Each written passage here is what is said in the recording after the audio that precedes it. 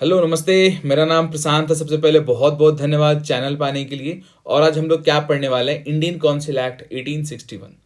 तो इसको स्टार्ट करने से पहले मैं आपको एक छोटा सा बात बताना चाहता हूँ। वीडियो थोड़ा लंबा हो सकता है आपके अकॉर्डिंग, लेकिन आप उसको क्या करो, स्पीड को बढ़ा लोगे यूट्यूब पे, तो आपका वीडियोस थोड़ा शॉर्ट हो सकता है। क्योंकि मैं थोड़ा धीरे बोलता हूँ तो आप वीडियोस लंबा हो जाता है। बहुत लोग मुझे बोलते हैं कि सर वीडियोस लंबा हो जाता है, तो ये एक रीज़न है। खैर, आप पढ़ो, आपको समझ में नहीं आए तो फिर आप मुझे बोलना। आपको बहुत अच्छे से समझ में आने वाला है। आप एक बार पढ़ के देखो, यदि समझ में नहीं आए तो बीच से छोड़ देना। और यदि आपको समझ में आए, समझ में आ रहा हो, तो आप प्लीज़ एक कमेंट कर देना। आपके एक कमेंट से मुझे इतना मोटिवेशन मिलता है कि मैं एक नया वीडियोस बना डालता हूँ। इतना बिजी स्केड्यूल में मैं टाइम निकाल के आप लोगों के लिए वीडियोस बनाता हूँ। अभी देखो तो रात के 11:30 12 बज रहे हैं, अभी मैं आपके लिए वीडियो शूट कर रहा हूँ, है ना। तो बस आपके कुछ कमेंट की वजह से बहुत सारे लोग मुझे कमेंट करते हैं, मुझे बहुत अच्छा लगता है। मैंने सोचा, मैंने इतना बात कभी किया नहीं इन सब के बारे में, लेकिन मैं आज थोड़ा सा स्टार्टिंग में करना चाहता था बात। थैंक यू सो मच इतना सारा प्यार करने के लिए। आप जो कमेंट्स करते हो, दिल खुश हो जाता है। और उस कमेंट की वजह से मैं वीडियोस बना डालता हूँ। भले आपको हेल्प ना हो, लेकिन बहुत सारे लोगों को उससे हेल्प होता है। तो प्लीज़ आप कमेंट कर दो, आप सब्सक्राइब करो, लाइक करो, डजेंट मैटर, आप सिर्फ एक कमेंट कर दो, मेरा दिन बन जाता है। चलो ठीक है, हम लोग स्टार्ट करेंगे। Indian council act 1861। देखो, नाम से क्लियर है, ये एक्ट पे ज़्यादातर फोकस किस पे होगा, काउंसिल पे। नाम से क्लियर है, इंडिया में जो काउंसिल होगा, इंडियन काउंसिल, उसमें ये एक्ट ज़्यादा फोकस करता होगा। ये जो एक्ट आया होगा, काउंसिल पे ज़्यादा फोकस करता होगा। और ये एक्ट कब का होगा, 1861 का। अपने को टॉपिक से इतना समझ में आ रहा है। देखो, इंडियन काउंसिल एक्ट 1861 में डिसेंट्रलाइजेशन प्रोसेस स्टार्ट होता है। अब ये डिसेंट्रलाइजेशन प्रोसेस क्या होता है, ये आपको भी समझ में नहीं आएगा। थोड़ी देर में आपको ये समझ में आएगा, बट अभी आप ध्यान में इतना रखो कि डिसेंट्रलाइजेशन प्रोसेस स्टार्ट हो जाता है इंडियन काउंसिल एक्ट 1861 के आने के बाद। इसी साल दो और इंपॉर्टेंट एक्ट आया था। एक आपने पढ़ा था इंडियन हाई कोर्ट्स एक्ट 1861, और एक आया था इंडियन सिविल सर्विसेज एक्ट 1861। खैर, इस पे मेरा ऑलरेडी एक वीडियोस अवेलेबल है, इंडियन हाई कोर्ट्स एक्ट 1861। आप सीधे सर्च करना यूट्यूब पे, /लॉयर प्रशांत लिख देना, आपको वीडियोस आ जाएगा। खैर, हम लोग आगे बढ़ते हैं। देखो, इसको पढ़ने से पहले दो तीन चीज़ आपको पता होना चाहिए। मैंने आपको बहुत बार बता रखा है, हिस्ट्री जब भी आप पढ़ते हो एक प्रॉपर टाइमलाइन पे पढ़ो। जब हम लोग कहानी 1861 की पढ़ रहे, बहुत बोरिंग सब्जेक्ट है, मैं इंटरेस्टिंग बनाने की कोशिश करूंगा। देखो, 1861 की कहानी पढ़ रहे हम लोग, इंडियन काउंसिल एक्ट। आप अपने मन में क्वेश्चन करो, आखिर ये 1861 में ये एक्ट लाया क्यों गया भाई। एक्ट लाया क्यों गया, क्या रीजन था, ये क्वेश्चन करो। लाया गया तो क्यों लाया गया, किसके द्वारा लाया गया, उस टाइम पे गवर्नर कौन थे, ये सब जब सवाल करोगे ना आप, आपको पढ़ने में मन लगेगा। और देखो, इस वीडियो में दो तीन चीज आएंगे, तो मैं उसको थोड़ा अभी बात करूंगा और थोड़ा बाद में बात करूंगा। जैसे रेगुलेटिंग एक्ट का चर्चा होगा, चैटर एक्ट मतलब 1833, और चैटर एक्ट ऑफ 1853 की भी बात होगा। उसके बाद रिवोल्ट ऑफ 1857, और इंडियन, यहाँ पे देखो, ये वाला जो देख रहे हो ना, government of India act 1858। Previous videos मेरा इसी पे था, आप उसको भी जाकर देखो, बहुत इंटरेस्टिंग है। यदि मैं ऐसा होप कर रहा हूँ कि, मैं ऐसा उम्मीद कर रहा हूँ आप ये सारे पढ़ के आए हो, regulating act, charter act, revolt of 1857 और गवर्नमेंट ऑफ इंडिया एक्ट 1858। मैं ऐसा उम्मीद कर रहा हूँ आप ये सारे पढ़ के आए हो, क्योंकि ये सारे यदि आप पढ़ के आए हो तो आपको ये बहुत अच्छे से समझ में आने वाला है। यदि आप ये पढ़ के नहीं आए हो तो थोड़ा डिफिकल्ट हो जाएगा। फिर भी मैं अपने तरफ से कोशिश करूंगा कि थोड़ा मैं आपको ये ना बता के चलूं। देखो, चलो स्टार्ट करते हैं हम लोग कहानी को। हम लोग थोड़ा सा ले चलेंगे पीछे। Regulating act 1773। देखो, रेगुलेटिंग एक्ट 1773 में क्या होता है, सेंट्रलाइजेशन प्रोसेस स्टार्ट होता है। सेंट्रलाइजेशन प्रोसेस इंडियन एडमिनिस्ट्रेशन में, जो मतलब सेंट्रलाइजेशन प्रोसेस इंडियन एडमिनिस्ट्रेशन में, इसका फाउंडेशन ये रेगुलेटिंग एक्ट ही है। अब देखो, ये चीज आपको सेंट्रलाइजेशन और डिसेंट्रलाइजेशन, दो वर्ड मैंने यूज किया। आई होप मैक्सिमम लोगों को ये समझ में आ रहा होगा। मुझे पता है कुछ लोगों को ये समझ में नहीं आ रहा होगा, तो मैं ये सिर्फ कुछ लोगों के लिए बता रहा हूँ। आप कुछ लोग इसको स्किप कर सकते हो, ये दो तीन जो भी 1 मिनट की बात होगी आप उसको स्किप कर सकते हो। देखो सेंट्रलाइज नाम से क्लियर है, डिसेंट्रलाइजेशन। सेंट्रलाइजेशन में क्या होता है, वैसे मैंने यहाँ पे थोड़ा डिसेंट्रलाइजेशन के बारे में लिख के ऑलरेडी दे दिया है, आप चाहो तो इसको पढ़ लेना, ठीक है। मैं भी आपको थोड़ा सा एक्सप्लेन करता हूँ सेंट्रलाइजेशन और डिसेंट्रलाइजेशन। उसके लिए मैंने यहाँ पे 2 पिक्चर लगाया है, ठीक है। आप यहाँ पे 2 पिक्चर्स को देख सकते हो।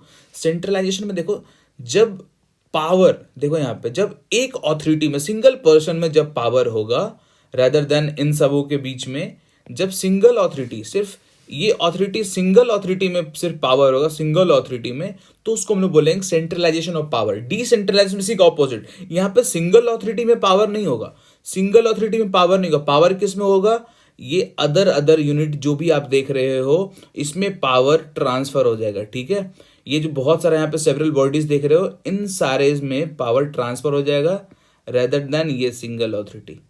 तो डिसेंट्रलाइजेशन का पावर का मतलब होता है पावर का ट्रांसफर, ठीक है, पावर का ट्रांसफर। और सेंट्रलाइजेशन में क्या होता है, एक जगह सिंगल ऑथोरिटी में पावर चला जाता है। अब सिंपल है, कितना इजी एग्जांपल है। यहाँ पे देखो सिंगल ऑथोरिटी में पावर जा रहा है और यहाँ देखो पावर डिस्ट्रीब्यूट हो रहा है ना। यही डिफरेंस है सेंट्रलाइजेशन में। तो अभी मैंने क्या बोल दिया, मैंने ये बोल दिया कि 1773 में पावर क्या हो जाता है, सेंट्रलाइज हो जाता है। पावर क्या हो जाता है, सेंट्रलाइज। अब ये क्या बोल दिया सर आपने, देखो पावर कैसे सेंट्रलाइज होता है, मैं आपको एक एग्जांपल से समझाऊंगा तो आपको अच्छे से समझ में ये चीज आएगी। देखो मान लो ये पहले क्या था, आपको पता होगा, बंगाल, मद्रास और बॉम्बे, ये प्रेसिडेंसी था अपने पास, था ना। तो क्या था, रेगुलेटिंग एक्ट 1773 क्या करता है, गवर्नर जो था बॉम्बे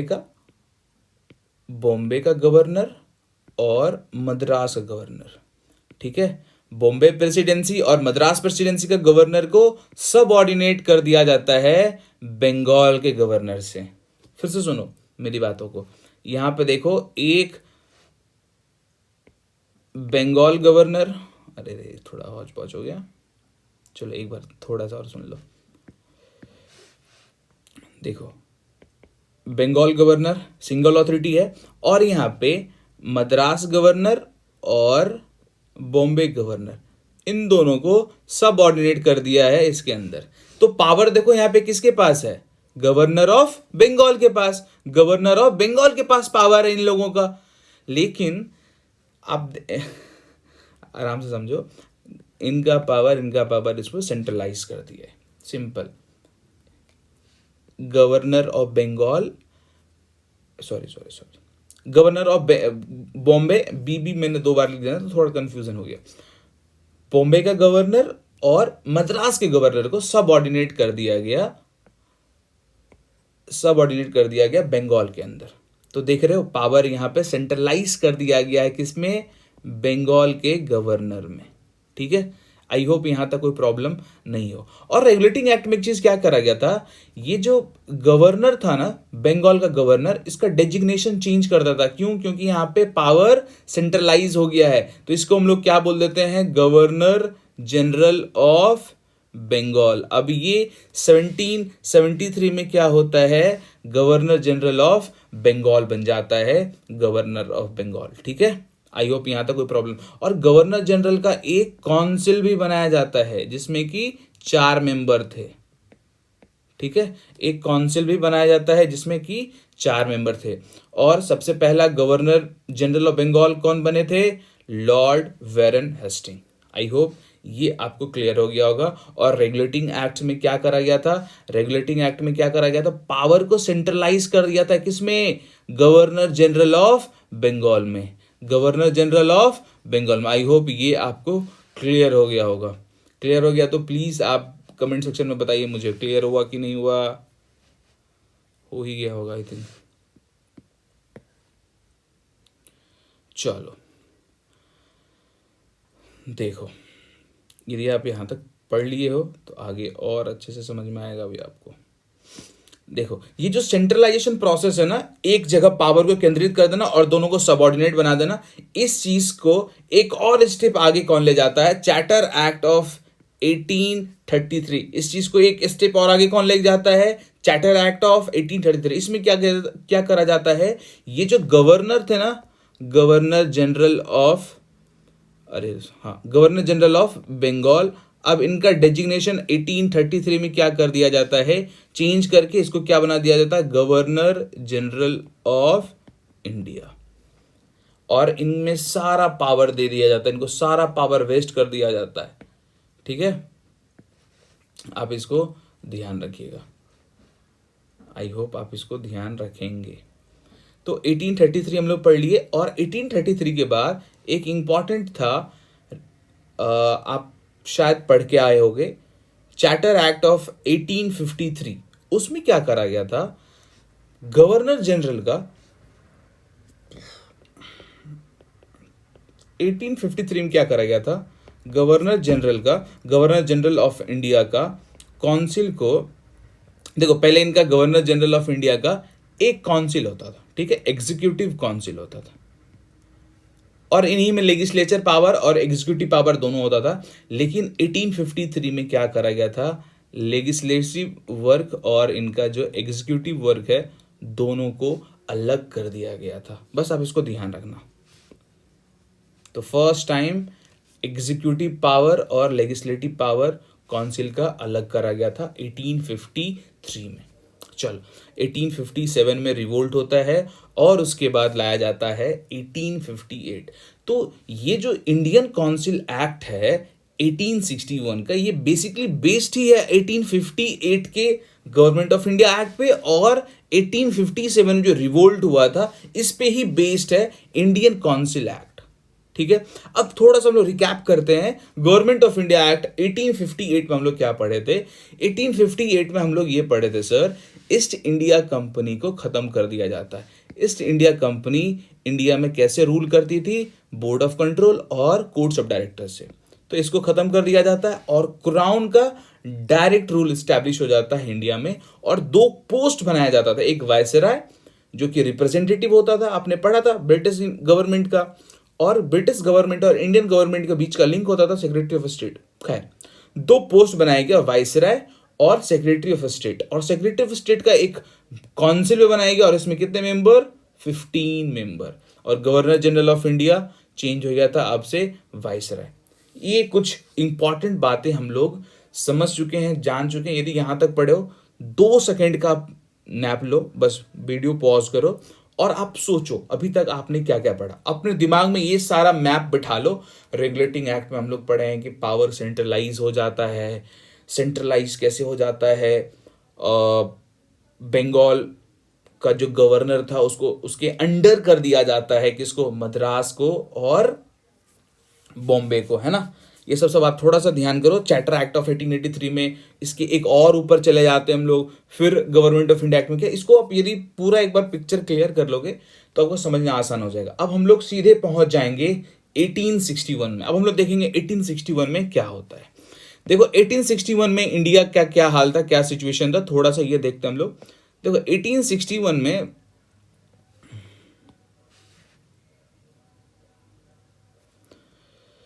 चलो ये थोड़ा मैंने मैप लगा दिया, आप देख सकते हो। ये ब्रिटिश टेरिटरी है, जितने भी आप रेड टाइप कलर में देख रहे हो ये ब्रिटिश टेरिटरी है, ठीक है, और येलो प्रिंसली स्टेट है। तो देखो क्या होता है 1859 में एक रिफॉर्म और एक जैन 1861 में दो, बेसिकली अब तो दो हो गया, ये दो रिफॉर्म उस टाइम पे गवर्नमेंट का, बेसिकली जो लॉर्ड कैनिंग थे ये वायसराय थे। अब ध्यान रखो, मैंने नहीं बताया पहले, अभी बता देता हूं आपको। 1861 के पास दो चीज ध्यान रखना, इंडिया में क्या चल रहा, अभी आपने पढ़ा 1858 का गवर्नमेंट ऑफ इंडिया एक्ट, दो पोस्ट था, वायसराय यहाँ पे कौन था अभी, लॉर्ड कैनिंग, और सेक्रेटरी ऑफ स्टेट कौन है यहाँ पे, चार्ल्स वुड्स। ये दोनों को आप ध्यान रखना, कभी कभी एग्जाम में पूछ भी लिया जाता है, ठीक है। तो बेसिकली गवर्नमेंट किसका चल रहा है, लॉर्ड कैनिंग का। लॉर्ड कैनिंग के द्वारा दो रिफॉर्म स्कीम, मतलब सुधार करने का स्कीम बनाया जाता है। दो स्कीम बनाया जाता है, एक 1859 में और एक 1861 में। और ये दोनों रिफॉर्म जो बनाया गया इनके द्वारा, इनके गवर्नमेंट के द्वारा, ये सबमिट कर दिया जाता है सेक्रेटरी ऑफ द स्टेट। किसके पास सबमिट कर दिया जाता है भाई, सेक्रेटरी ऑफ स्टेट उस टाइम कौन थे? Sir Charles Woods. इनके पास सबमिट कर दिया जाता है और ये चार्ल्स वुड साहब क्या करते हैं, इसको ब्रिटिश पार्लियामेंट में ये जो रिफॉर्म स्कीम दिए थे, इस तरह करके मान लो रिफॉर्म स्कीम दिया गया कि इसको भाई अब सेक्रेटरी ऑफ स्टेट, अब सेक्रेटरी ऑफ स्टेट जो है उसको ब्रिटिश पार्लियामेंट में इंट्रोड्यूस करेगा और ब्रिटिश पार्लियामेंट जब वो इंट्रोड्यूस हो जाएगा उसका क्या नाम हो जाएगा? Indian council bill. क्या नाम हो जाएगा भाई? उस बिल को बोला गया। ये स्कीम जब पेश हुआ कहाँ पे? ब्रिटिश पार्लियामेंट में। इसका नाम हो गया इंडियन काउंसिल बिल और ये बिल फाइनली दोनों हाउस से पास हो जाता है और 1 अगस्त 1861 को इसमें रॉयल एसेंट मिल जाता है, मतलब किंग का साइन मिल जाता है। किंग उस पर साइन कर देते हैं और ये फाइनली क्या बन जाएगा? Indian council act 1861। ठीक है, अब क्या बन चुका है? Indian council act 1861। चलो, यहां तक कोई प्रॉब्लम नहीं होगा। ये जो इंडियन काउंसिल एक्ट 1861 बना, इसमें आप देखो इसका जो मेन प्रोविजन है इस एक्ट का, उसको समराइज हम लोगों ने किया 3 सब हेड में। ठीक है, इसमें बहुत सारे प्रोविजन थे, हम लोग सारे प्रोविजन को इस तीनों हेड में डिवाइड कर दिए। ठीक है, अब हम लोग देखेंगे provision relating to central executive, मतलब सेंट्रल एग्जीक्यूटिव, सेंट्रल लेजिस्लेचर और प्रोविंशियल लेजिस्लेचर। आई होप आपको ये सब बातें समझ में आती होगी, प्रोविंशियल लेजिस्लेचर क्या होता है, एग्जीक्यूटिव क्या होता है। यदि नहीं आता है तो थोड़ा थोड़ा मैं इस पर भी डिस्कस करूंगा। देखो, मेरे वीडियो लंबा होने के पीछे यही रीज़न होता है, मुझे ये पता है बहुत सारे लोगों को अभी भी लॉ पढ़ रहे हैं वो, लेकिन उनको सेंट्रल लेजिस्लेचर क्या होता है ये नहीं पता है, प्रोविंशियल लेजिस्लेचर क्या होता है नहीं पता है। तो जब मैं इसको एक्सप्लेन करने लगता हूँ तो मुझे थोड़ा टाइम लग जाता है और वीडियो लंबा हो जाता है। खैर, तो इन तीनों सब हेड्स को हम लोग पढ़ेंगे यहाँ पे। तो सबसे पहले पढ़ने वाले हैं सेंट्रल एग्जीक्यूटिव। सेंट्रल एग्जीक्यूटिव, देखो अभी आप इंडिया में देखते हो ना, हमारे इंडिया में जब देखोगे, एक सबसे पहले इंडिया, फिर वहाँ पे 28 स्टेट्स, 7 यूनियन टेरिटरीज, फिर उसके बाद डिस्ट्रिक्ट, ऐसे करके बटा होता है, फिर ब्लॉक्स, फिर पंचायत, ऐसे करके हमारा इंडिया बटा हुआ है। तो उस टाइम पे भी 1861 के टाइम पे भी एक पूरा इंडिया होता था। देखो यहाँ भी पिक्चर है ना, एक पूरा ऐसे इंडिया होता था। ये जहां जहां आप देख रहे हो ये सब आ गया, जहां जहां पे रेड देख रहे हो ये रेड सारा ब्रिटिश, ये सारा ब्रिटिश इंडिया हो गया है ना, ये सारा ब्रिटिश इंडिया, ये हो गया एक लेवल इंडिया, समझ लो ये एक तरह का हो गया सेंट्रल। अब इसमें मान लो हम लोग पर्टिकुलर मद्रास की बात करेंगे तो ये क्या हो गया? प्रोविंशियल। हम लोग मान लो पर्टिकुलर बॉम्बे की बात करेंगे तो ये क्या हो गया? प्रोविंशियल। हम लोग पर्टिकुलरली बंगाल की बात करेंगे, क्या हो गया? प्रोविंस। हम लोग सिंध की बात करेंगे तो ये क्या हो गया? Particularly province. हम लोग बात करते हैं पंजाब की तो ये क्या हो गया? प्रोविंस। तो आई होप अब आपको सेंटर और प्रोविंस में डिफरेंस समझ में आया होगा। ये उस टाइम होल ब्रिटिश इंडिया, ये होल ब्रिटिश इंडिया क्या कहलाएगा सर? ये होल ब्रिटिश इंडिया क्या कहलाएगा? सेंट्रल। ठीक है, आई होप ये आपको क्लियर हो गया होगा, है ना। देखो यदि आपको वीडियोस अभी तक, देखो अभी तक हम लोग एक्चुअल प्रोविजन में नहीं पहुंचे हैं, अब हम लोग पहुंचेंगे provision related to central executive. चलो, यहां से थोड़ा सा आपको मेहनत करना है। ये प्रोविजन है, ये आपकी काम की, इससे पहले जो भी आप पढ़े थे वो बैकग्राउंड था, तैयार हो रहा था, आपको समझना इजी करता है वो चीज़। यदि आप पढ़ते हो तो आपको समझना, आपको दिमाग में लंबे समय तक जो भी आप यहाँ पे पढ़ोगे वो आपके दिमाग में लंबे समय तक कब रहेगा? जब आप पीछे का चीज़ को पढ़ोगे, है ना। अब मैं देखो मुझे इतना ध्यान में कैसे रहता है, क्योंकि मैं कनेक्ट कर लेता हूँ चीज़ों को। अच्छा 1853 में ये हुआ था, 1773 में ये हुआ था, अच्छा सेंट्रलाइजेशन प्रोसेस वहाँ पे स्टार्ट हुआ था, और डिसेंट्रलाइजेशन उस टाइम पावर केंद्रित करना स्टार्ट हुआ था। अब क्या होता है 1861 में? पावर डिसेंट्रलाइज हो जाएगा, पावर का बंटवारा होगा, पावर ट्रांसफर होगा। मेरे दिमाग में बैक एंड में ये चलते रहता, तो मुझे बातें समझ में ईजिली आती है। तो आपके भी दिमाग में बातें इजीली तभी समझ में आएगा जब आप पहले की कहानी को रिलेट करोगे। हिस्ट्री में ऐसा ही होता है, आपको करना पड़ेगा। हो चलो स्टार्ट करते हैं हम लोग। अब हम लोग पढ़ने वाले हैं सेंट्रल एग्जीक्यूटिव से रिलेटेड प्रोविजन। प्रोविजन कहाँ? इंडियन काउंसिल एक्ट में क्या क्या प्रोविजन था रिलेटेड टू सेंट्रल एग्जीक्यूटिव, हम लोग ये पढ़ने वाले हैं। देखो, गवर्नर जनरल का दो एग्जीक्यूटिव होता था।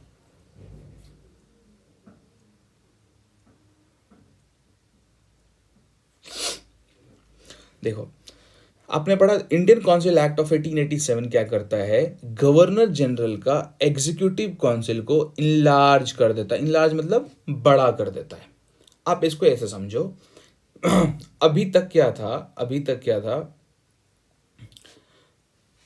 यहाँ पे देखो ये रह गए आपके गवर्नर जनरल। ठीक है, आपने क्या पढ़ा, गवर्नर जनरल के एग्जीक्यूटिव काउंसिल, ये हो गए गवर्नर जनरल, और ये हो गया इनका एग्जीक्यूटिव काउंसिल। यहाँ जो आप देख रहे हो 1 2 3 4 5, तो इनके एग्जीक्यूटिव में कितने मेंबर हैं, 5 मेंबर। इनका जो एग्जीक्यूटिव काउंसिल है कितने मेंबर का है, 5 मेंबर। यहाँ तो कोई प्रॉब्लम है, पहले एक्चुअली ये 4 मेंबर का था, अब क्या करा गया है, अब इसमें नंबर बढ़ा दिया गया है। देखो, now it was consist of कितने मेंबर हैं, 5 मेंबर। देखो यहाँ मैंने लिख भी दिया 5 मेंबर, यहाँ है भी, आपको दिख भी रहा है, तो पिक्चर लगा देने से ना बहुत कुछ इजीली क्लियर हो जाता है ना। अब ये 5 मेंबर कौन होंगे, which 3 wears to be person who had serve in India. अब देखो, इसमें से 3 वैसे पर्सन होंगे जिन्होंने इंडिया को सर्व किया, इंडिया में रह के इंडिया को सर्व किया है। अब चाहे वो कंपनी के अंडर में रहे हो, या फिर वो क्राउन के अंदर रहे हो, या फिर यहाँ पे प्रैक्टिस किए हो एज ए बैरिस्टर या फिर एज ए एडवोकेट। सिंपल, ये जो 5 मेंबर होंगे, इस 5 मेंबर में से 3 मेंबर वैसे पर्सन होंगे जिन्होंने इंडिया में रह के इंडिया को सर्व किया हो, या फिर अच्छा वो कंपनी के अंडर रह के क्या हो। अब देखो ये कितने टाइम तक, अभी तो मैंने बोल दिया कि इंडिया में रह के सर्व किए हो इंडिया को, लेकिन कितने समय तक, तो 10 साल तक। कितने साल तक, 10 साल तक। यदि ये तीनों पर्सन में से कोई भी पर्सन यदि सर्व किया है 10 साल तक, चाहे वो कंपनी के अंदर रह के या फिर डायरेक्ट ब्रिटिश क्राउन के अंदर में रह के, डजेंट मैटर, और बैरिस्टर हो आप या फिर एडवोकेट हो, और 5 साल से आप यहां पे प्रैक्टिस कर रहे हो, तो भी आप सेंट्रल एग्जीक्यूटिव में गवर्नर जनरल के काउंसिल में आप मेंबर बन सकते हो। इसको ध्यान रखना। अच्छा, यहाँ जो गवर्नर जनरल ऑफ इंडिया मैंने लिखा है, ये गवर्नर जनरल ऑफ इंडिया एक तरह से समझ लो ये पूरे इंडिया के हेड हो गए। ठीक है, यहाँ तक आई होप कोई प्रॉब्लम नहीं होगा आपको। देखो, अब आप थोड़ा सा आगे बढ़ो। आपने पढ़ा था एक और पोस्ट 1858 में क्रिएट करा गया था, secretary of state for India. इनको पहले से एक पावर मिली थी कमांडर इन चीफ अपॉइंट करने का, कमांडर इन चीफ अपॉइंट करने का। अब सवाल है, ये कमांडर इन चीफ कहाँ से अपॉइंट करेंगे। देखो, ये जो 5 मेंबर है काउंसिल में, गवर्नर जनरल के काउंसिल में जो 5 मेंबर है, इसमें से जो एक्स्ट्रा ऑर्डिनरी मेंबर होंगे, एग्जीक्यूटिव काउंसिल में से जो एक्स्ट्रा ऑर्डिनरी मेंबर होंगे, मान लो ये एक्स्ट्रा ऑर्डिनरी मेंबर है, तो इसको ये क्या अपॉइंट कर सकते हैं, secretary of state, commander in chief. समझ में आया, आई होप आ गया होगा। देखो, ये जो एक्ट है ना, इंडियन काउंसिल एक्ट, ये एक्ट पे ज्यादातर देखो बात किस पे होगी, काउंसिल पे होगा, गवर्नर और उसके काउंसिल पे। तो ये एक्ट में ज्यादातर बात ही होगा काउंसिल पे। ठीक है, आप इसको ध्यान रखिएगा।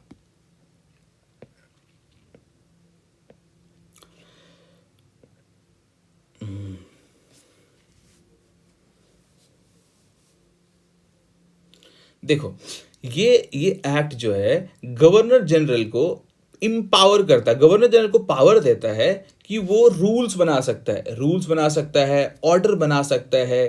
ठीक है, किससे concerning the conduct of business से रिलेटेड।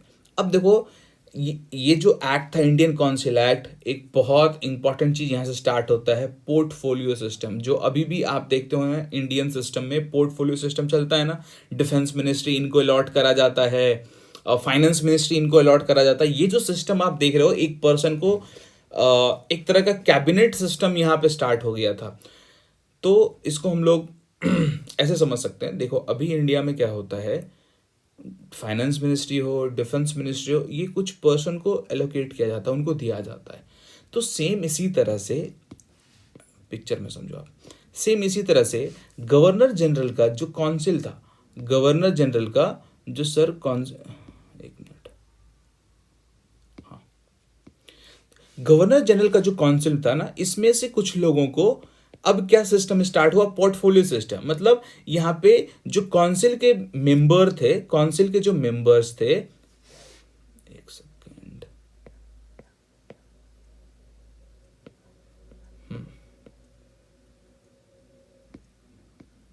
अब क्या करा गया, काउंसिल के मेंबर को काउंसिल के मेंबर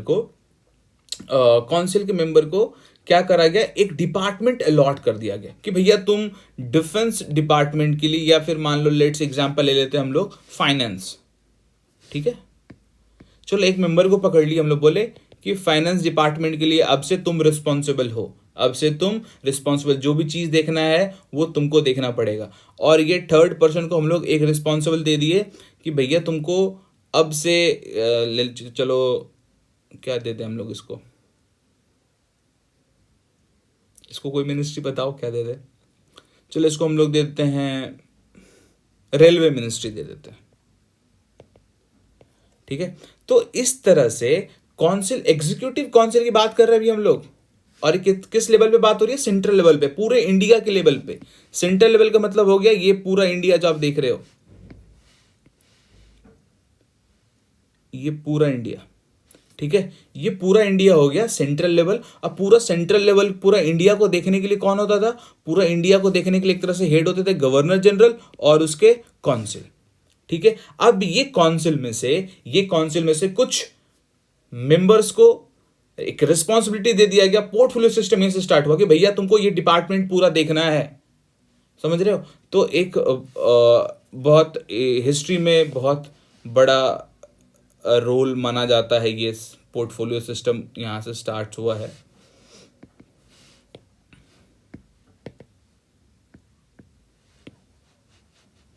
चलो इसको मैं रफ कर लेता हूं।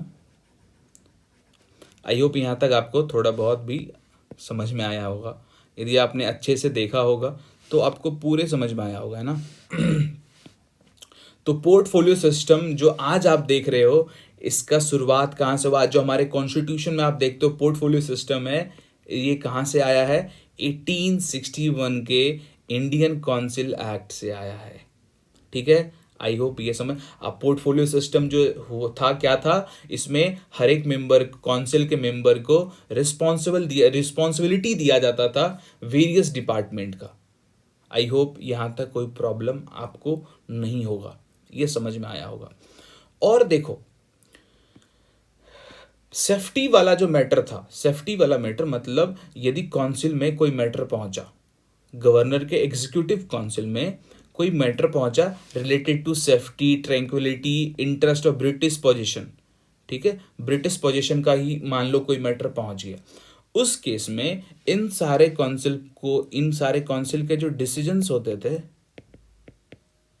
उसको ओवर रूल करने का पावर किसको था, ओवर रूल करने का पावर मिल गया गवर्नर जनरल ऑफ इंडिया को, ठीक है। आप इसको ध्यान रखिएगा, गवर्नर जनरल के एग्जीक्यूटिव काउंसिल का जो डिसीजन है उसको ओवर रूल करने का पावर किसको मिल गया भाई, गवर्नर जनरल को।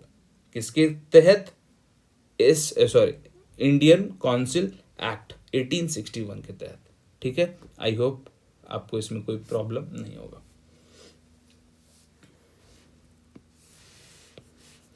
मान लो कोई डिसीजन लिए ये लोग, अब इनको पसंद नहीं है तो भी चेंज कर सकते थे। चलो थोड़ा और आगे चलते हम लोग। देखो गवर्नर जनरल को ना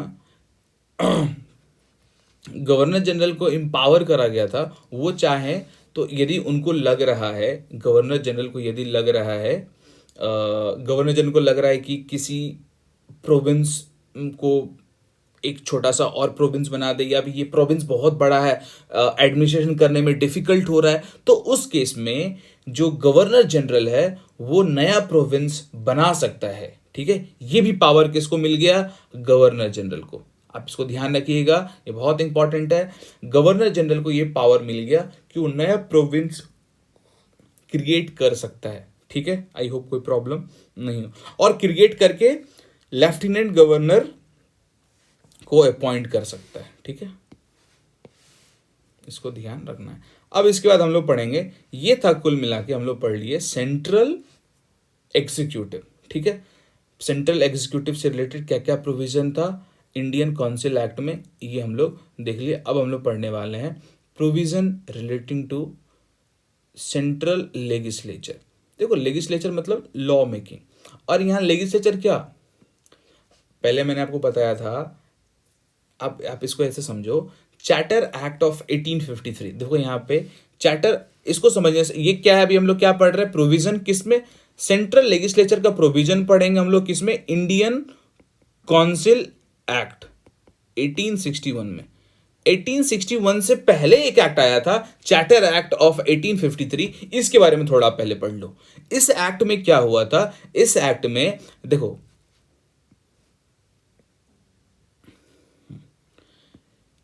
इस एक्ट में क्या हुआ था, गवर्नर जनरल, देखो यहां दिख रहे हैं आपको गवर्नर जनरल, ये भाई साहब, गवर्नर जनरल का दो काउंसिल होता था, एक एग्जीक्यूटिव काउंसिल जिसके बारे में अभी आपने पढ़ा, एक होता था लेजिस्लेटिव काउंसिल, एग्जीक्यूटिव काउंसिल और एक लेजिस्लेटिव काउंसिल, क्लियर। और ये दोनों कब एक दूसरे से अलग हुए, charter act of 1853। Charter act of 1853 आने के बाद पहली बार गवर्नर जनरल के लेजिस्लेटिव एंड एग्जीक्यूटिव फंक्शंस को क्या करा गया, मतलब सेपरेट कर दिया गया। Legislative and executive functions of the governor general council क्या कर दिया गया, सेपरेट कर दिया। इसको आप थोड़ा ध्यान रखिएगा। अब देखिए 1853 में जब एग्जीक्यूटिव काउंसिल और लेजिस्लेटिव काउंसिल को अलग करा गया, तो जैसे अलग करा गया ना लेजिस्लेटिव काउंसिल को, तो लेजिस्लेटिव काउंसिल में अब मेंबर भी तो होंगे। जब आप लेजिस्लेटिव काउंसिल बनाए हो तब उसमें मेंबर भी तो रखोगे भाई।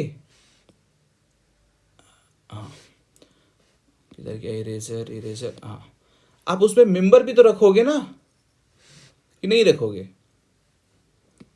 लेजिस्लेटिव काउंसिल जब बना, लेजिस्लेटिव काउंसिल और एग्जीक्यूटिव काउंसिल 1853 में दोनों फंक्शंस को अलग कर दिया गया, ठीक है। यहां तक आई होप कोई प्रॉब्लम नहीं होगा। लेजिस्लेटिव काउंसिल बना करके, लेजिस्लेटिव काउंसिल बना करके इसमें कितने मेंबर डाल दिए गए, 6 मेंबर, ठीक है, 6 मेंबर इसमें डाल दिया गया।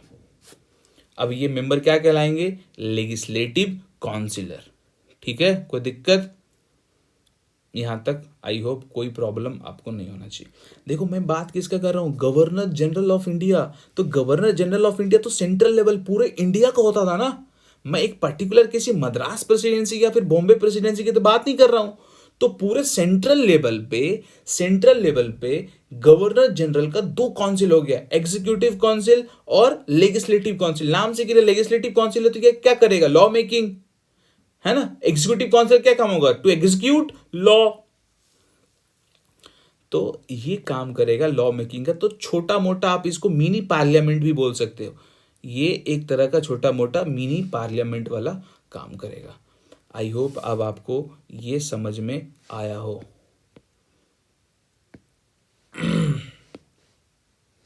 चलो हम लोग थोड़ा सा अब कहानी को बढ़ाएंगे। ये 1853 वाला जो चैप्टर है ना, ये थोड़ा इसीलिए इंपॉर्टेंट हो जाता है। इस चैप्टर में पहली बार करा गया था ऐसा, गवर्नर जनरल का दोनों पावर को अलग कर दिया गया था और दोनों काउंसिल को भी अलग कर दिया गया। आई होप ये आपको समझ में आया हो। यदि आप 1853 का चैप्टर समझ गए तो आपके दिमाग में इतना क्लियर होगा कि गवर्नर जनरल का 2 काउंसिल होगा, एक एग्जीक्यूटिव, देखो मेरे बैक एंड माइंड में ये चल रहा है, गवर्नर जनरल का 2 काउंसिल है, executive council and legislative council. तो हम लोग ये पढ़ने वाले हैं अब हम लोग ये पढ़ने वाले हैं सेंट्रल लेजिस्लेचर पढ़ने वाले हैं, ठीक है। गवर्नमेंट ऑफ इंडिया एक्ट पढ़ लिया आपने। अभी हम लोग क्या पढ़ रहे हैं, आप इसको ध्यान को भूलना नहीं, इंडियन काउंसिल एक्ट 1861, इसमें क्या प्रोविजन है ये हम लोग पढ़ने वाले हैं, ठीक है। चलो, इंडियन काउंसिल एक्ट 1861 ये क्या करता है, आपने तो पढ़ा था 18, यहां पे देखो चार्टर एक्ट ऑफ 1853 में जो लेजिस्लेटिव काउंसिल का एस्टैब्लिशमेंट हुआ था, लेजिस्लेटिव काउंसिल का एस्टैब्लिशमेंट अभी आपने देखा ना 1853 में एस्टैब्लिशमेंट हुआ था ना। और इसमें कितने मेंबर थे, 1853 की बात कर रहा हूं मैं, कितने मेंबर थे? 6 मेंबर। तो ये जो लेजिस्लेटिव काउंसिल का एस्टैब्लिशमेंट हुआ था 1853 में, इसको रीमॉडल कर दिया गया। क्या कर दिया गया भाई? रीमॉडल कर दिया गया। कब? 1861 में। 1861 में इसको रीमॉडल कर दिया गया। पहला पॉइंट खत्म। ठीक है भाई, पहला पॉइंट खत्म।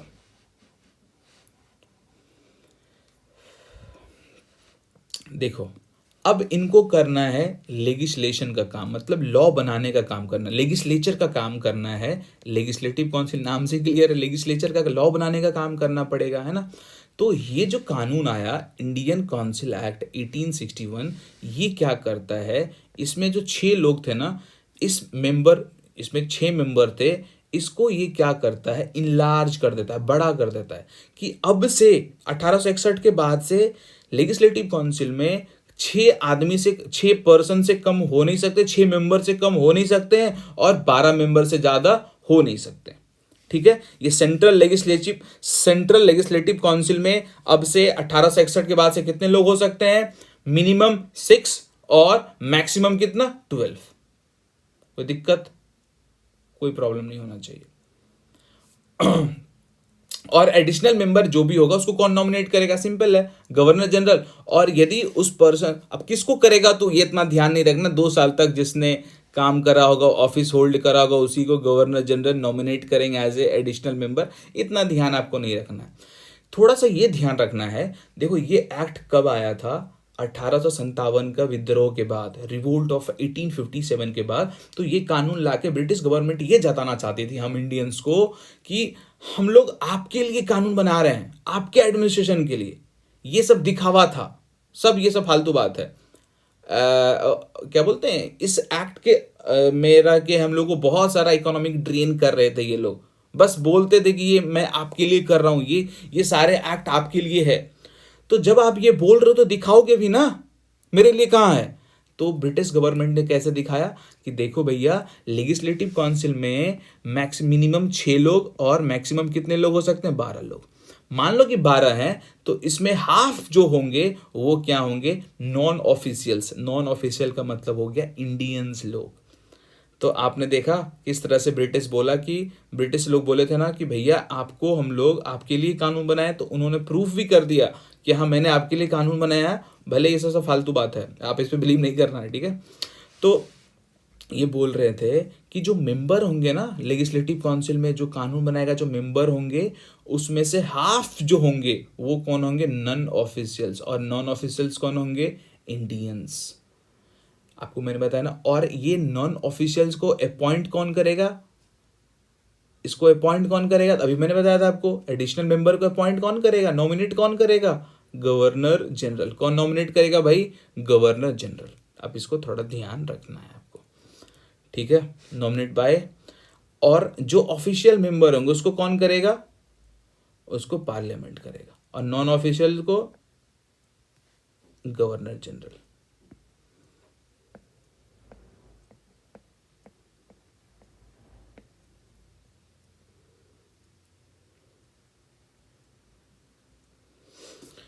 चलो, अब हम लोग देखेंगे legislative power of the governor in council was declare to. देखो, लेजिस्लेटिव पावर, ये जो एक्ट था 1861 का इंडियन काउंसिल एक्ट, ये क्या करता है? गवर्नर जनरल इन काउंसिल का पावर डिक्लेयर क्या करता है, कि अब से गवर्नर जनरल इन काउंसिल पूरे ये इंडिया के लिए, पूरे इंडिया के लिए क्या कर सकते हैं? ये लोग लॉज बना सकते हैं, लॉज एंड रेगुलेशन बना सकते हैं। यदि कोई ऐसा कानून है उसको रिपील्ड भी कर सकते हैं। किसी कानून में मान लो सुधार का जरूरत है, उसमें अमेंड कर सकते हैं। किसी को चेंज करने का जरूरत है, उसको अल्टर कर सकते हैं। तो अभी मान लो 1861 में जो भी कोई कानून ब्रिटिश इंडिया में है, तो उसको सुधार करना, उसको अमेंड करना या फिर हटा सकते हैं, ये सब काम कर सकते हैं। ये सारा पावर किसको दे दिया गया? ये सारा लेजिस्लेटिव पावर किसको दे दिया गया? Governor general in council. अच्छा, कौन सा council? Executive council? No no no no, legislative council. कौन सा? ये भैया लेजिस्लेटिव काउंसिल। आप इसको ध्यान रखिएगा, कौन सा काउंसिल भाई? लेजिस्लेटिव काउंसिल, ठीक है। चलो ये आई होप आपको समझ में आया होगा। चलो थोड़ा सा और आगे बढ़ते हैं हम लोग। इंडियन काउंसिल एक्ट, अभी आप देखते हो ना, प्रेसिडेंट के पास पावर होता है ऑर्डिनेंस का। आपने पढ़ा होगा कॉन्स्टिट्यूशन में हमारे यहाँ प्रेसिडेंट के पास पावर होता है ऑर्डिनेंस का। तो ये जो आप अभी देखते हो हमारा इंडियन कॉन्स्टिट्यूशन पावर देता है ऑर्डिनेंस इशू करने का, ये पावर पहली बार इसी एक्ट में आया था, इंडियन काउंसिल एक्ट 1861 में। अभी के टाइम पे, इससे पहले मैंने आपको बताया था, अभी के टाइम पे जब आप पोर्टफोलियो सिस्टम देखते हो हमारे यहाँ पे, ये भी कहाँ से आया था, 1861 के इंडियन काउंसिल एक्ट से। और अभी जो आप देखते हो ऑर्डिनेंस जो कि 6 मंथ तक वैलिड होता है, वो भी कहाँ से आया था, इसी एक्ट से आया था, इंडियन काउंसिल एक्ट से। इसीलिए ये एक्ट का एक सिग्निफिकेंस है। ये आप ये सिग्निफिकेंस में दोनों पॉइंट लिख सकते हो, ठीक है। तो ये एक्ट बहुत इंपॉर्टेंट क्यों है और क्यों हम लोग पढ़ते हैं, कॉन्स्टिट्यूशनल हिस्ट्री का जो स्टार्टिंग होता है उसमें ये बहुत इंपॉर्टेंट ये एक्ट माना जाता है। क्यों? क्योंकि अभी आप देखोगे तो Indian council act governor general को इंपावर करता है कि आप ऑर्डिनेंस इशू कर सकते हो, आप ऑर्डिनेंस इशू कर सकते हो, ठीक है, कोई दिक्कत। देखो 1857 ये चीज क्यों लाया गया था, अब इसके पीछे का रीजन समझो आप। आपके मन में सवाल आना चाहिए कि ब्रिटिश लोग ये ऑर्डिनेंस इशू करने का क्यों पावर दे दिए भैया गवर्नर जनरल को। तो इसके पीछे का रीजन ये था, देखो अब से जो इंडिया में कानून बनेगा उसको कौन बनाएगा, लेजिस्लेटिव काउंसिल। कौन बनाएगा, गवर्नर जनरल का जो लेजिस्लेटिव काउंसिल है ये कानून बनाएगा इंडिया में, कोई भी कानून बनाना है तो। लेकिन मान लो यदि 1857 जैसा कोई सिचुएशन फिर से आ गया, तो फिर से कोई रिवोल्ट हो गया इंडिया में, तो फिर यहां पे ले जाएगा, कानून बनाएगा, फिर कुछ करेगा। अब खुद सोचो ना, ये लोग क्या यहां पे ले जाएंगे, प्रपोजल डालेंगे, पेश होगा, पास होगा, फिर बनेगा क्या? नहीं। तो उस केस में गवर्नर जनरल के पास पावर है कि बिना काउंसिल से पूछे हुए अपने ऑथोरिटी पे, ठीक है, अपने ऑथोरिटी पे वो क्या कर सकता है, इन केस ऑफ इमरजेंसी वो ऑर्डिनेंस इशू कर सकते हैं। जैसे आज भी इमरजेंसी के केस में ऑर्डिनेंस इशू करा जाता है, सेम उसी तरह से उस टाइम भी ऑर्डिनेंस इमरजेंसी के केस में बिना किसके पूछे, काउंसिल के पूछे, ये इशू कर सकते थे गवर्नर जनरल, ठीक है। आई होप ये आपको समझ में आया होगा। और ये ऑर्डिनेंस कितने दिन तक वैलिड रहेगा, नॉट मोर देन 6 मंथ, ठीक है। और बाद में इनको जाके सेक्रेटरी ऑफ स्टेट को रीजन बताना पड़ेगा आखिर उन्होंने इशू क्यों किया। जो भी गवर्नर जनरल होगा उसको बताना पड़ेगा कि इसने इशू क्यों किया, ठीक है। सिंपल है, ये दिमाग लगाना लॉजिक है कि भाई इशू करेंगे तो इंडिया में एक तरह से ब्रिटिश का सारा कुछ भी होता था इंडिया में, ब्रिटिश किससे पूछते थे, सेक्रेटरी ऑफ स्टेट से, तो उन्हीं को बताना पड़ेगा ना। चलो अब हम लोग पढ़ेंगे provision relating to the provincial legislature, ठीक है। प्रोविंशियल लेजिस्लेचर मैंने आपको स्टार्टिंग में बताया था प्रोविंशियल क्या होता है। प्रोविंस आपने सेंट्रल पढ़ लिया, सेंट्रल मतलब पूरा होल इंडिया, जहां जहां पूरे इंडिया में ब्रिटिश का जो भी टेरिटरी होगा उसको हम लोग बोलते थे सेंट्रल। अब हम लोग पढ़ेंगे प्रोविंस, ठीक है। प्रोविंस लेवल पे लेजिस्लेचर, लेजिस्लेचर मतलब क्या होता है, जहां पे कानून बनता है। तो आपने सेंट्रल लेवल पे पढ़ा था गवर्नर जनरल का जो एक काउंसिल होता था उसमें जाके कानून बनता था। कौन सा council, legislative council, central legislative council.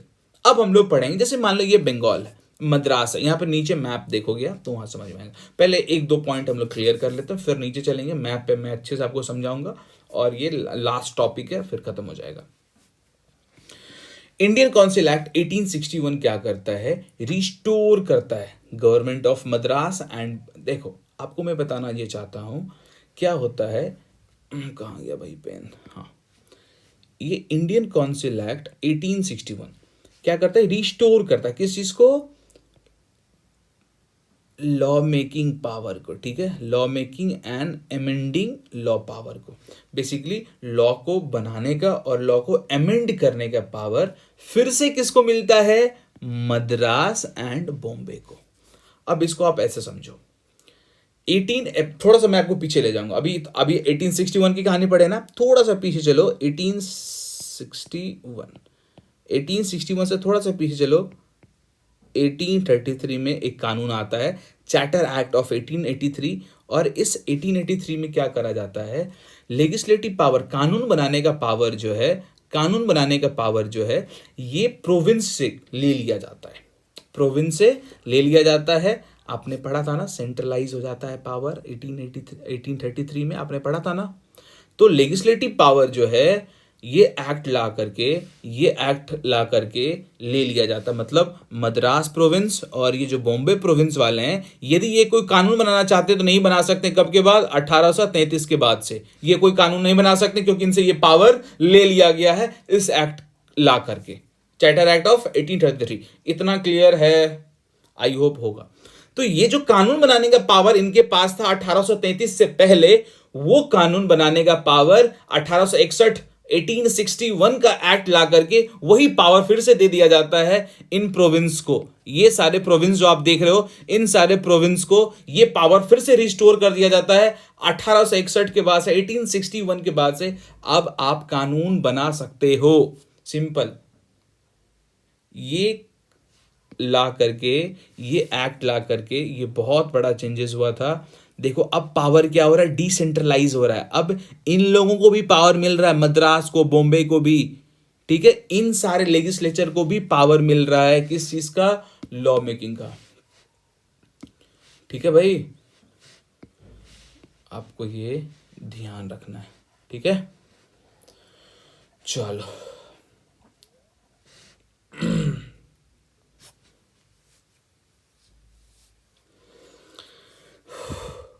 एक बार मैं फिर से रिपीट कर देता हूँ। इंडियन काउंसिल एक्ट 1861 ला करके क्या करा जाता है? बॉम्बे बॉम्बे जो प्रोविंस था और जो मद्रास प्रोविंस था, इनको law making power, law amending power इनको फिर से मिल जाता है।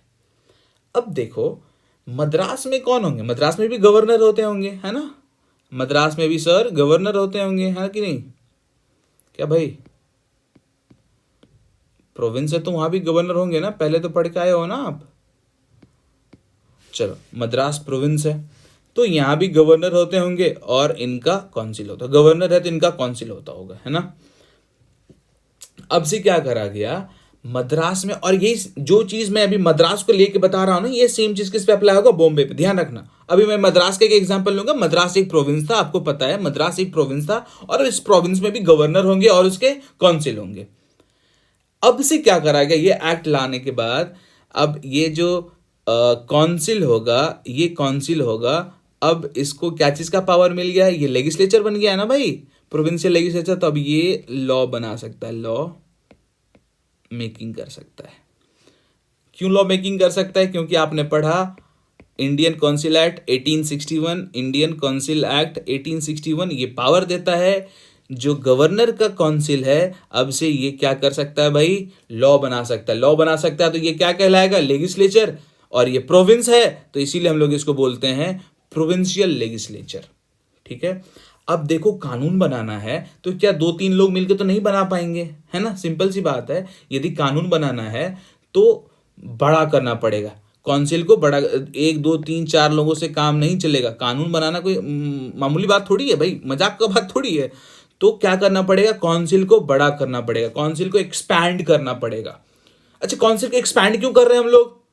कानून बनाने के लिए ना, लेजिस्लेटिव पर्पस के लिए ना बड़ा कर रहे हैं। बड़ा क्यों कर रहे हैं कानून को, सॉरी काउंसिल को बड़ा क्यों कर रहे हैं हम लोग? क्या पर्पस है हमारा? लेजिस्लेटिव पर्पस है। कानून बनाने के लिए हम लोग काउंसिल को एक्सपैंड कर रहे हैं। अब काउंसिल को एक्सपैंड कर रहे हैं तो क्या करना पड़ेगा भाई, बताओ?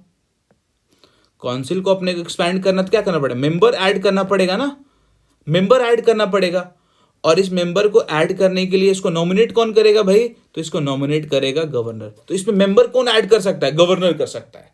कहानी खत्म, यहां तक कोई प्रॉब्लम नहीं होना चाहिए आपको, सिंपल। चलो देखो, ये इस बात को फिर से ध्यान रखना आप, ठीक है। अब देखो कोई भी कानून बनाना है तो उसको वैलिडिटी के लिए आपको गवर्नर के पास जाना पड़ेगा। इसमें दिमाग ही नहीं लगाना, ये तो होना ही था, है ना? क्योंकि गवर्नर एक तरह का सुप्रीम ऑथोरिटी होता था प्रोविंस में, है ना? तो किसी भी लॉ के वैलिडिटी के लिए सिंपल है। चलो मैं पेन लेके दिखा देता हूँ आपको, नोट करके। देखो यहाँ मैंने लिख भी दिया है किसका एसेंट, गवर्नर का एसेंट नेसेसरी होता था किस चीज़ के लिए, किसी भी लॉ के वैलिडिटी के लिए, वेदर वो मीटिंग में प्रेजेंट हो चाहे नहीं हो डजेंट मैटर, लेकिन उनका वैलिडिटी के लिए एसेंट जरूरी है। ठीक है। और एक चीज़ क्या हो रहा था यहाँ पे, सेंट्रल जो पूरे कंट्री के लिए कानून बनाएगा और जो प्रोविंस के लिए कानून बनाएगा, इन दोनों का लाइन पता नहीं चल रहा था कि आखिर ये किस सब्जेक्ट पे कानून बनाएंगे और ये किस सब्जेक्ट पे कानून बनाएंगे। वो ऐसा लाइन ही नहीं था जिस पे पता चले कि हाँ इस पे ये कानून बनाएंगे, इस पे ये कानून बनाएंगे। ये भी एक थोड़ा सा यहाँ पे इशू था, ये डिफेक्ट था एक तरह का इस एक्ट का, जो कि आगे सॉल्व होता है। खैर अभी आप इतना ही समझो, आपके बुक में एक छोटा सा पॉइंट लिख दिया तो मैंने उसको थोड़ा सा आपको बता दिया है। ठीक है। यदि यहाँ तक आपने वीडियोस को देखा है और आपको यदि पसंद आ रहा है तो मेरा आपसे रिक्वेस्ट है, प्लीज़ आप चैनल को सब्सक्राइब कीजिए। सब्सक्राइब करने से भी ज़्यादा इम्पोर्टेंट है आप कमेंट कीजिए, है ना। चलो देखो प्रोविंशियल है, वो प्रोविंस भर है, सिर्फ प्रोविंस भर, तो पूरे सेंट्रल लेवल को, जैसे हमारे यहाँ पे अभी इंडिया में क्या बिहार चाहे या फिर झारखंड चाहे पूरे देश के लिए कोई आर्मी का कानून बना सके, बना पाएगा? वो नहीं बना पाएगा। और बनाना भी चाहिए क्या? नहीं बनाना चाहिए, क्योंकि वो प्रोविंस है, बिहार एक प्रोविंस है, बिहार एक स्टेट है ना। तो उसको कहाँ ये पावर, आपके हिसाब से झारखंड को ये पावर मिलना चाहिए पूरे देश के लिए आर्मी का कोई कानून बनाए? नहीं, आप भी बोलोगे सर सेंट्रल गवर्नमेंट को ही मिलना चाहिए। तो सेम इसी तरह से प्रोविंशियल लेजिस्लेचर जो था, प्रोविंशियल लेजिस्लेचर मतलब बॉम्बे, मद्रास, है ना, इन लोगों को क्या पूरे इंडिया से रिलेटेड, इंडिया का उस टाइम पे आर्मी का, foreign affair, political affair, custom, coinage, ये सब से रिलेटेड लॉज, ये लोग रिलीजन, पीनल कोड, ये सब से रिलेटेड लॉज ये जो प्रोविंस थे ये लोग नहीं बना सकते थे। ठीक है, आप इसको ध्यान रखिएगा। देखो अब यहाँ पे एक और इम्पॉर्टेंट पॉइंट है, ये इम्पॉर्टेंट है, ये एक्ट इम्पावर कर दिया किसको? ये एक्ट इम्पावर कर दिया गवर्नर जनरल को, गवर्नर जनरल ऑफ इंडिया को। ये पावर, ये एक्ट इम्पावर करता है कि वो नया काउंसिल बना सकता है अदर प्रोविंसेस में। देखो आप जब इंडिया का मैप देखे थे,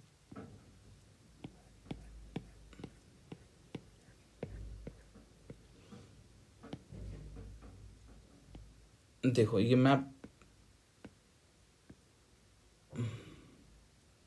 चलो ये मैप देखो, ये मैप देखो, गवर्नमेंट इंडियन काउंसिल एक्ट क्या करता है, गवर्नर जनरल को ये पावर देता है। जैसे ये मान लो एक सिंध प्रोविंस है ना, ये एक पंजाब प्रोविंस है, ये नॉर्थ वेस्टर्न प्रोविंस है, देख रहे हो, ये बर्मा है यहाँ पे, है ना, यहाँ पे बर्मा है जिसका मैप यहाँ पे है, ये बर्मा है।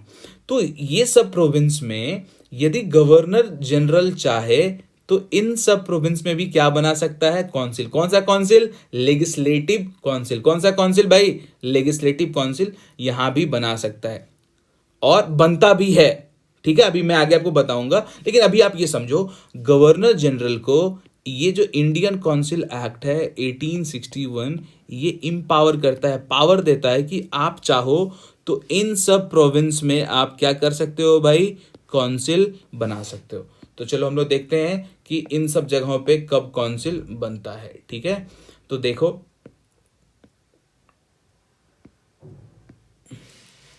है ना, ये एक्ट अलाउड करता है establishment of new council in the other provinces. Other provinces जैसे कि वेस्टर्न प्रोविंसेस में, अच्छा प्रेफरेंस लिखा गया, प्रोविंसेस होगा, वेस्टर्न प्रोविंस में, नॉर्थ वेस्टर्न प्रोविंस में 1886 में यहाँ पे काउंसिल बनता है। बर्मा और पंजाब में कब? 1897 में प्रोविंस काउंसिल बनता है।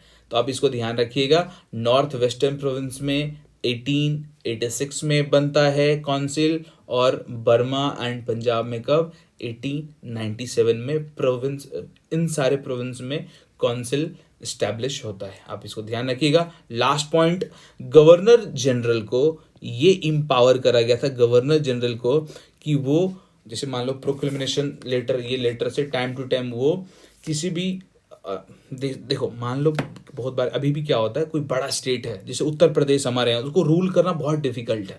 तो उस टाइम ये पावर गवर्नर जनरल को मिल गया, गवर्नर जनरल ऑफ इंडिया को ये एक्ट ला करके ये पावर दे दिया गया कि यदि ये चाहे प्रोक्लेमेशन लेटर से वो क्या कर सकता है, कोई नया लेजिस्लेटिव पर्पस के लिए नया प्रोविंस को बना सकता है। ठीक है, नया प्रोविंस को, जैसे मान लो मैं गवर्नर जनरल हूँ, तो यदि मुझे मन होगा कि नहीं यार ये बहुत बड़ा है नॉर्थ वेस्टर्न प्रोविंस, तो इसको मैं एक और प्रोविंस बना देता हूँ, तो मैं प्रोक्लेमेशन लेटर जारी करूंगा और इससे एक नया प्रोविंस बना दूंगा। ठीक है, और बनाने के बाद मुझे क्या करना पड़ेगा, मुझे एक लेफ्टिनेंट गवर्नर को भी अपॉइंट करना पड़ेगा। ठीक है, आई होप ये आपको क्लियर हो गया होगा। यदि आपको पीडीएफ चाहिए अभी जो मैंने आपको पढ़ाया है इस सेशन का, यदि आपको पीडीएफ चाहिए तो आप टेलीग्राम चैनल पे जाओ, लॉयर प्रशांत चैनल पे सर्च करो, वहाँ पे मिल जाएगा। एनीवे यदि आप डिस्क्रिप्शन बॉक्स में जाओगे तो सबसे पहला पॉइंट ही है नोट्स के लिए, आप लिंक पे क्लिक करो, आप डायरेक्ट पहुँच जाओगे, है ना।